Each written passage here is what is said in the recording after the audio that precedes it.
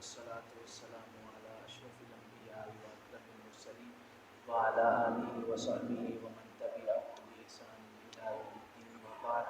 اللہ رب العزت کے فضل و کرم سے اس کی توفیق خاص سے آج صحیح بخاری شریف کی پہلی حدیث پاک ہے. پہلی حدیث پاک کے کچھ حصے کی وضاحت جو ہے کتاب کے عنوان کی اور پہلے چیپٹر کے عنوان کی وضاحت ہم اس سے پہلے والے درس میں کر چکے ہیں لیکچر میں، جس میں وحی کا معنی ہے، وحی کی اقسام ہے، وحی کے طریقے کہ آقا کریم علیہ الصلوۃ والسلام کی ذات و برکات میں وحی کس کیفیت میں نازل ہوتی تھی. آج ہے وحی کے ساتھ جو ہے نا بعض چیزیں متعلق ہیں، یعنی وحی ہی کی طرح کا معنی دیتی ہیں لیکن وہ وحی نہیں ہے. ایک اصطلاح بولی جاتی ہے ٹرم کشف کی اصطلاح، دوسری بولی جاتی ہے الہام کی اصطلاح. کشف اور الہام جو ہے نا وحی کی طرح ایک جو ہے دل کے اوپر القاء ہوتا ہے، بندے کو خفیہ طریقے سے پتہ چل جاتا ہے روحانی طور پہ.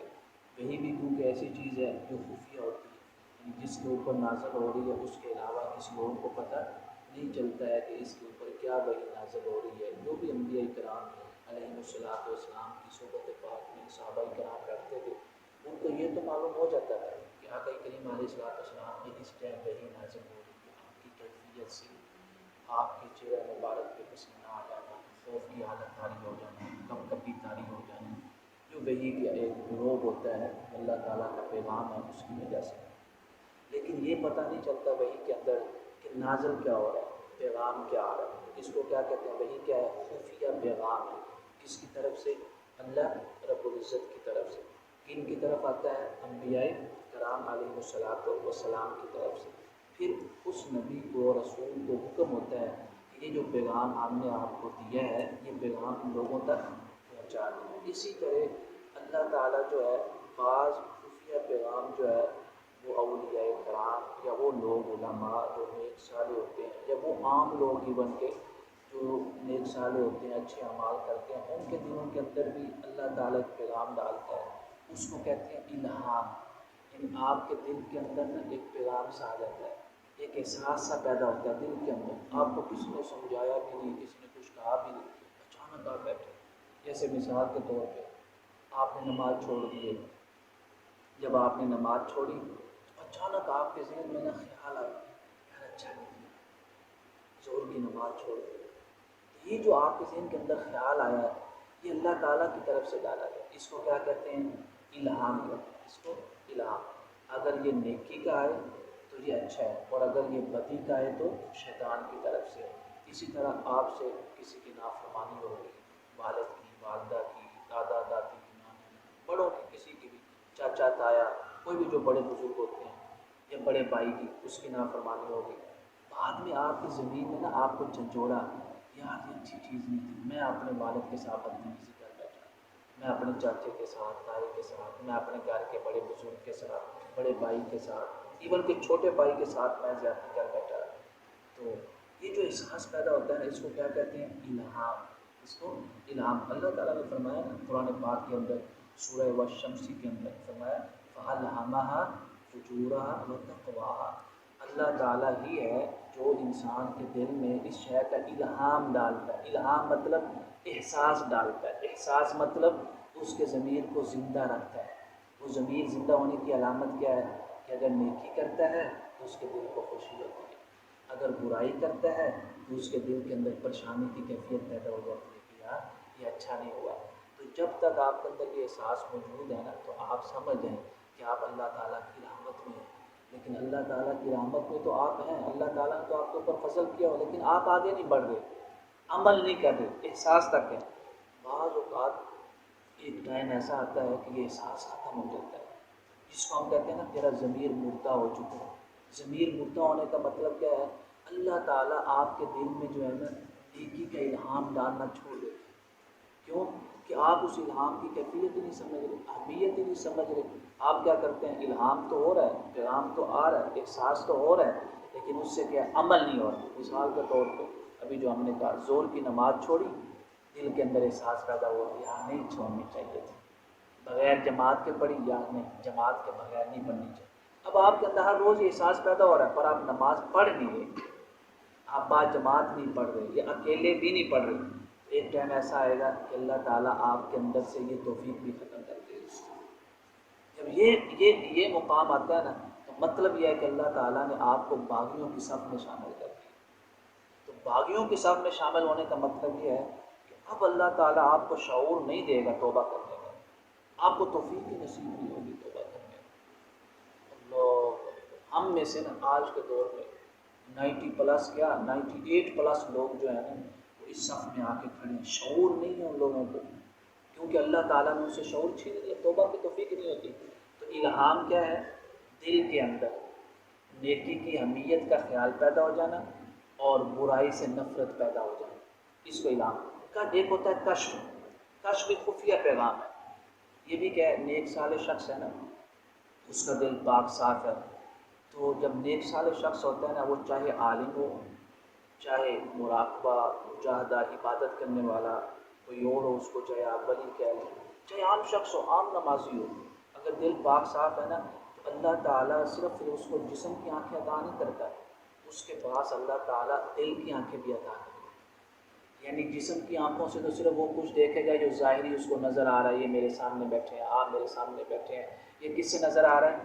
جسم کی آنکھوں سے، یہ جو سامنے دو آنکھیں اللہ تعالیٰ نے دی ہیں۔ لیکن ان آنکھوں سے میں یہ معلوم نہیں کر سکتا کہ آپ کے دل میں کیا ہے یا آپ کا ارادہ کیا ہے۔ یہ کیا ہے؟ جب اگر آپ کو معلوم ہونے لگ جائے نا کہ آپ کے دل کے اندر کیا ہے، آپ کا ارادہ کیا ہے، یہ جو آپ کو معلوم ہوا ہے نا، یہ کس سے معلوم ہوا ہے؟ دل کی آنکھ سے، کیونکہ دل کی آنکھ کی کوئی حدود نہیں ہے۔ جسم کی آنکھ کی حدود ہے یا نہیں ہے؟ حدود ہے۔ جسم کی آنکھ سے آپ صرف سامنے دے سکتے ہیں یا دائیں بائیں لیفٹ رائٹ دے سکتے ہیں، یعنی جو اس کی جہت کے سامنے ڈائریکشن کے سامنے آ رہا ہے نا، صرف آپ ان کو دیکھیں۔ پیچھے آپ آنکھوں سے دیکھ سکتے ہیں؟ نہیں دیکھ سکتے نا۔ تو جب آپ پیچھے والے کو بھی دیکھ رہے ہیں، اس کا مطلب کیا ہے کہ آپ کے دل کے اندر بھی آنکھیں ہیں۔ تو دل کے اندر جو آنکھیں ہیں نا، اس کے لیے کوئی ڈائریکشن نہیں ہے، وہ سامنے بھی دیکھ سکتی ہیں، وہ پیچھے بھی دیکھ سکتی ہیں، وہ دائیں بائیں، وہ بلکہ اس دیوار کے پار بھی دیکھ سکتی ہیں۔ اس کے اوپر دلیل کیا ہے؟ دلیل آقا کریم علیہ الصلوۃ والسلام کی حدیث سے بات ہم پڑھیں گے، صحیح بخاری شریف کے اندر حضور نبی کریم علیہ الصلوۃ والسلام نے فرمایا، جب تم میرے پیچھے نماز پڑھنے کے لیے کھڑے ہوتے ہو نا، تو میں تمہارا رکوع بھی دیکھتا ہوں، میں تمہارا سجود بھی دیکھتا ہوں، میں تمہارا نماز پڑھتے ہوئے ساری کیفیات کو دیکھتا ہوں۔ اب آقا کریم علیہ الصلوۃ والسلام کا چہرہ مبارک کدھر ہے؟ قبلہ کی طرف۔ جو مقتدی کھڑے ہیں وہ حضور کے آگے کھڑے ہیں یا پیچھے کھڑے ہیں؟ امام کے پیچھے کھڑے ہوتے ہیں۔ اب آقا کریم علیہ الصلوۃ والسلام کی جسم پاک کی جو آنکھیں ہیں وہ تو سامنے دیکھ رہی ہیں، پیچھے تو نہیں دیکھ سکتی۔ یہ جو پیچھے دیکھ رہی ہیں آنکھیں، یہ کون سی آنکھیں ہیں؟ حضور کے دل کی آنکھیں۔ آقا کریم علیہ الصلوۃ والسلام سے بڑا تو کوئی پاک نہیں ہے، بلکہ آپ ہی کی وجہ سے تو پاکی ملی، آپ ہی کی وجہ سے تو طہارت ملی، آپ ہی کی وجہ سے جس کو بھی جو مقام ملتا ہے آپ کے صدقے ملتا ہے۔ تو حضور کی یہ واضح دلیل ہے کہ صرف جسم کی آنکھیں نہیں ہوتی، کس کی آنکھیں ہوتی ہیں؟ دل کی بھی آنکھیں۔ اسی طرح ایک اور حدیث پاک ہے، صحیح حدیث پاک سے بخاری شریف میں آئے گی کہ آقا کریم علیہ الصلوۃ والسلام نماز پڑھا رہے ہیں، نماز پڑھائی تو آپ آگے ہوئے، آپ نے ہاتھ آگے بڑھایا ایسے، تو بعض صحابہ کرام دیکھتے تھے آقا کریم علیہ الصلوۃ والسلام کی اداؤں کو کہ آپ کیسے نماز پڑھ رہے ہیں۔ تو جب نماز پڑھا لی تو عرض کیا، یا رسول اللہ صلی اللہ علیہ وسلم، آپ نے یہ نماز کے اندر کیا ہوا تھا، آپ نے کیا کیا؟ یہ نہیں کہ اعتراض کیا، پوچھنا چاہے، حکمت پوچھنی چاہیے، سبب پوچھنا چاہے۔ تو آقا کریم علیہ الصلوۃ والسلام نے فرمایا، جب میں نماز پڑھ رہا تھا نا تو میری آنکھوں کے سامنے جنت کے اندر جو ہے نا انگوروں کا ایک گچھا آ گیا، تو میں ان انگوروں کے گچھے کو توڑنا چاہ رہا تھا۔ تو اب جنت تک جو آنکھیں گئی ہیں، جسم کی آنکھیں گئی ہیں، دل کی آنکھیں گئی۔ اس کی جب دل کے اندر آنکھیں ہوتی ہیں نا، پھر اللہ تعالیٰ جسم کی آنکھوں کو بھی وہ طاقت عطا فرما دیتا ہے کہ جس کی کوئی حد نہیں رہتی۔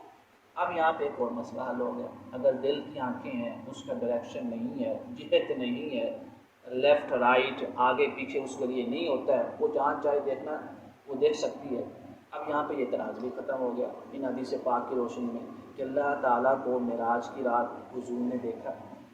جو لوگ کہتے ہیں نہیں دیکھا، وہ کہتے ہیں اگر دیکھا ہے تو پھر مطلب آنکھوں سے دیکھا ہے تو آنکھوں کی تو جہت ہے، اگر جہت ہے تو اللہ تعالیٰ کی بھی ڈائریکشن ہوگی، یعنی اگر سامنے سے دیکھا ہے تو اللہ تعالیٰ کیا تھا؟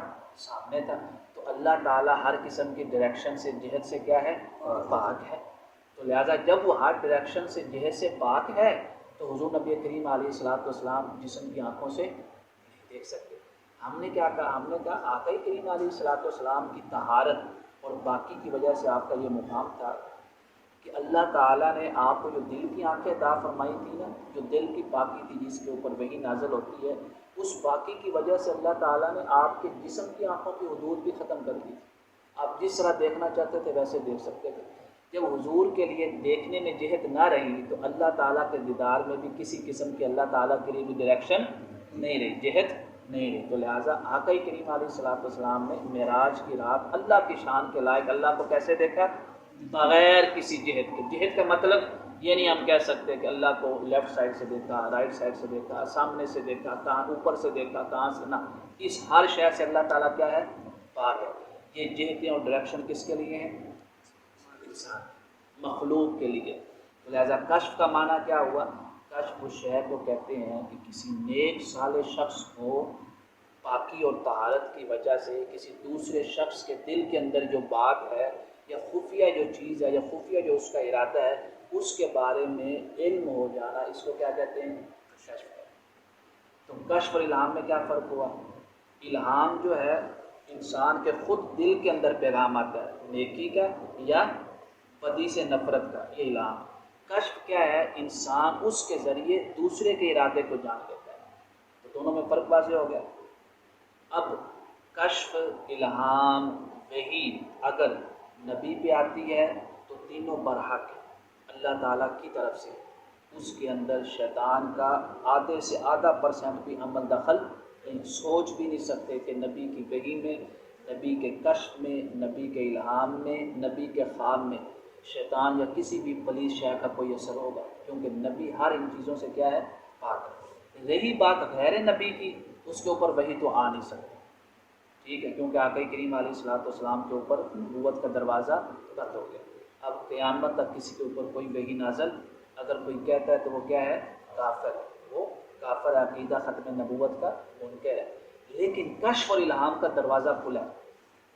اب جو کشف اور الہام ہوگا نا غیر نبی کو، وہ اس طرح نہیں ہوگا جس طرح نبی کا کشف اور الہام ہے۔ غیر نبی کو جو کشف اور الہام ہو رہا ہے نا، اس کے اندر جھوٹ کا احتمال بھی ہو سکتا ہے۔ مثلا اگر غیر نبی کہتا ہے یار آپ کے ارادے میں یہ ہے، آپ کے دل میں یہ ہے، تو اس کے اندر جھوٹ کا احتمال ہو سکتا ہے، آپ اس کا انکار کر سکتے ہیں کیونکہ غیر نبی ہے۔ لیکن اگر نبی کہتا ہے نا کہ آپ کے دل کے اندر یہ ہے، تو آپ ان کو انکار نہیں کر سکتے، آپ کے دل میں واقعی ہی وہ ہوگا جو نبی نے فرما دیا ہے۔ اور اگر آپ کہتے ہیں نہیں نہیں میرے دل میں ایسا نہیں ہے، جیسے منافق لوگ یا دیگر نے کہا، تو پھر نبی نے کوئی غلط نہیں کہا، تو جھوٹ کون بول رہا ہے؟ وہ دوسرا شخص بول رہا ہے جس کے بارے میں نبی بتا رہا ہے۔ یہ فرق واضح ہو گیا وحی کا، کشف کا اور الہام کا۔ ایک اور مسئلہ، کشف اور الہام کے ذریعے شریعت کا کوئی بھی حکم ہم نہیں بدل سکتے۔ کشف اور الہام کے ذریعے شریعت کا حکم یہ نہیں ہم کہہ سکتے کہ مجھے الہام ہوا ہے کہ اللہ تعالیٰ نے فرمایا ہے کہ اب آپ کے اوپر نمازیں معاف ہیں۔ ایسا ہوتا نہیں ہوتا، بعض کہتے ہیں آپ کے اوپر کیا ہے؟ نمازیں معاف ہیں۔ اب نمازیں معاف ہونے کا مطلب کیا ہے؟ شریعت کا حکم ختم کرنا ہے۔ تو شریعت کا حکم جو ختم کرنا ہے، یہ غیر نبی اپنے الہام کے ذریعے نہیں کر سکتا۔ نبی ہو وہ اپنے الہام کے ذریعے فرمائے تو اس کو شریعت کا حکم ختم کرنا نہیں کہتے، اس کو کیا کہتے ہیں کہ نبی نے وہ شریعت کا پہلا حکم کیا کر دیا؟ منسوخ کر دیا، یعنی اس کے اوپر عمل نہیں ہوگا، اپنے حکم کے اوپر ہم۔ اسی طرح کشف، اگر میں کہتا ہوں مجھے کشف ہوا ہے کہ احمد بھائی نے عثمان کو مارا ہے، میرے کشف کی بنیاد پہ قانون احمد کو سزا نہیں دے گا۔ کیوں سزا نہیں دے گا؟ اس وجہ سے کہ میرے کشف کے اندر کس کا احتمال ہے؟ جھوٹ کا احتمال ہے، کیونکہ میں عام شخص ہوں۔ کس کے کشف کے اندر جھوٹ کا احتمال نہیں ہوتا؟ نبی کے کشف۔ غیر نبی اگر کہ جی میرا کشف یہ کہتا ہے کہ چوری اس نے کی ہے، تو میرے کشف کی وجہ سے قانون اس کو سزا نہیں دے سکتا جب شریعت کے مطابق گواہ سارا کچھ کیس ثابت نہ ہو جائے۔ یہ حکم یعنی کشف اور الہام کے ذریعے کسی بھی قسم کا شریعت کا حکم ثابت نہیں ہو سکتا، ختم نہیں۔ اسی طرح کشف اور الہام کے ذریعے کوئی بھی شخص کسی بھی شخص کو حکم نہیں دے سکتا کہ اللہ تعالیٰ نے مجھے حکم یہ دیا تو آپ بھی یہ کرو، میں بھی یہ کرتا ہوں، یہ اللہ کا حکم ہے۔ اگر کوئی ایسا کرتا ہے تو مطلب اس نے وحی کا دعویٰ کر دیا۔ اور اگر وحی کا دعویٰ کر دیا تو وہ عقیدہ ختم نبوت کا منکر ہے۔ اگر عقیدہ ختم نبوت کا منکر ہے تو کیا ہے؟ وہ کافر خبیث زندیق ہے۔ تو یہ فرق ہے وحی، کشف اور الہام۔ اسی طرح کشف اور الہام کے ذریعے گواہی بھی قبول نہیں ہوگی کہ میرا کشف یہ کہتا ہے تو لہذا میں اس کے خلاف گواہی دے رہا ہوں، نہیں قبول ہوگی جب تک وہ حصی طور پہ ثابت نہ کرے کہ میں نے اپنے سر کی آنکھوں سے دیکھا ہے۔ اللہ رب العزت کی دعا ہے کہ رب کائنات ہم سب کو یہ احکام سمجھنے کی توفیق اور اس پہ عمل کرنے کی سعادت